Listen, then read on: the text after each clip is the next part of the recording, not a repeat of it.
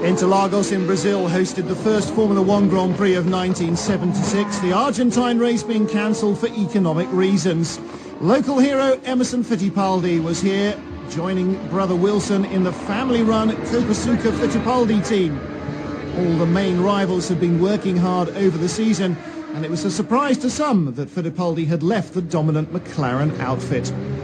Niki Lauda, the reigning world champion, stayed at Ferrari, teammate Clay Regazzoni. And there had been a host of changes across the winter, new cars, new teams, new combinations for the fans to get used to. At Tyrrell, Patrick Depailler and Jody Scheckter stayed in place, and there were fantastical rumours of a six-wheeled car. Jean-Pierre Jarier, Patrick Depailler, Jacques Lafitte, Guy Ligier, all part of the big French presence in the field. It was Niki Lauda, the reigning world champion, and Ferrari that most expected to fare best at the start of the season. Well, in those days, Interlagos was 7.9 kilometres, 40 laps the race distance. And James Hunt, the English driver, brought in to replace Fittipaldi at McLaren, immediately taking up the front running. Niki Lauda also on the front row, but it was Clay Regazzoni who led the early going from Lauda.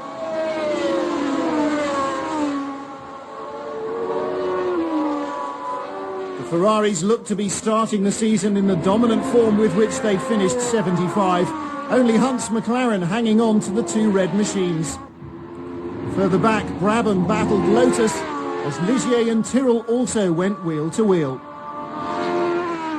But trouble reared its ugly head early on for Regazzoni, a slow puncher dropping him behind world champion Lauda.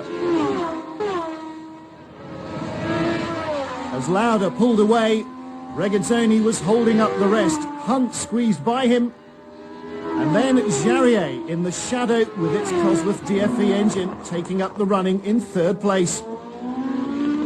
Jean-Pierre Jarier looking increasingly competitive. And having disposed of Hunt, Niki Lauda became the target for the Frenchman. Jarier was lapping at astonishing speed. 8 seconds gap soon became 2. And it looked as though the Shadow might have an astonishing win in the opening race.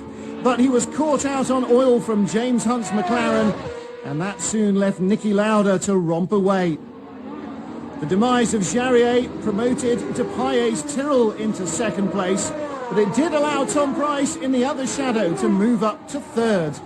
And that showed that Jarier's performance was no fluke, as Lauda claimed race number 1 in the 76 title hunt.